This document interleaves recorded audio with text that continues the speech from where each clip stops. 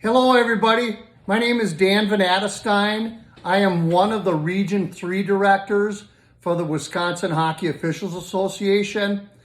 And I'm making this video just to reach out and talk to you guys about any issues that we're having right now, just so we're all on the same page. So the first thing I want to talk about is the COVID process with officials and with players. So what you do is before the game, you just approach the benches. You're probably going to get signatures for the score sheet for the coaches. And you just ask the bench, is everybody properly prepared for the COVID criteria that we have now? And typically everybody's fine. If you run into somebody who says, well, I have a doctor's note that I can't wear a mask, then just notate that on the score sheet, because maybe you may have to create an incident report on the WHOA website. So make a note of that. Also too, if you see anybody who's wearing a Bauer Concept 3 spit guard or splash guard, they call them, and they have a wire mask, they have to put a regular COVID mask on. They can't play hockey with a wire mask and that Bauer Concept 3 splash guard. If they have a clear shield for that Bauer Concept 3 splash guard, that's okay. They just can't wear the wired one. So in the course of the game, you should keep an eye on players and coaches to make sure they're adhering to the policy, but don't make it a big emphasis.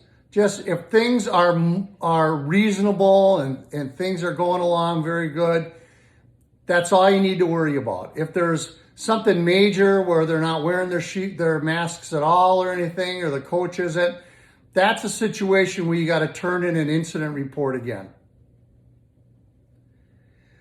Now, I also like to talk to you about abusive officials. We should all know the rule 601, abusive officials. That rule is there to protect us. So by knowing the rules, if you get coaches or players that are not showing respect to the rule of zero tolerance, that's when you need to assess a penalty based on those rules.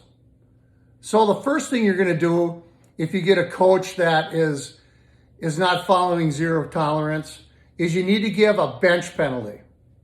So when you give a bench penalty, you tell the team, go to the scores table, report that they have a bench penalty. Now what your partner should do, your partner should come in and he should go to the bench and help get a player off the ice and get him into the penalty box. You need to work together on that.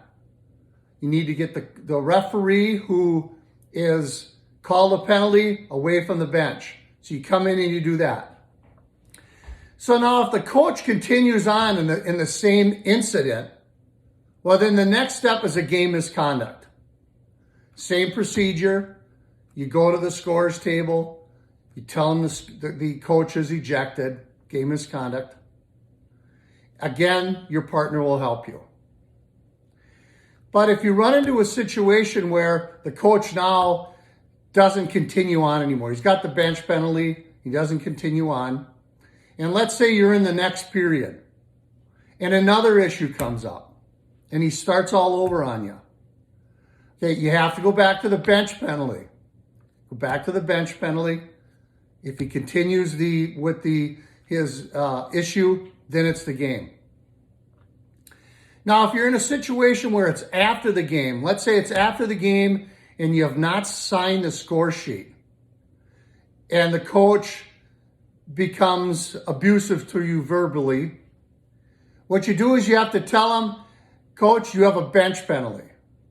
Now, you could verbally do that to him. Maybe you could give an unsportsmanlike signal to him, but you got to assess that penalty. If he continues on in that same incident, just like a game, then he gets the game misconduct. You cannot jump to the game misconduct right away. You have to go to a bench penalty. So then you have to do a game report. And you have to do a game report on the WHOA website. You can't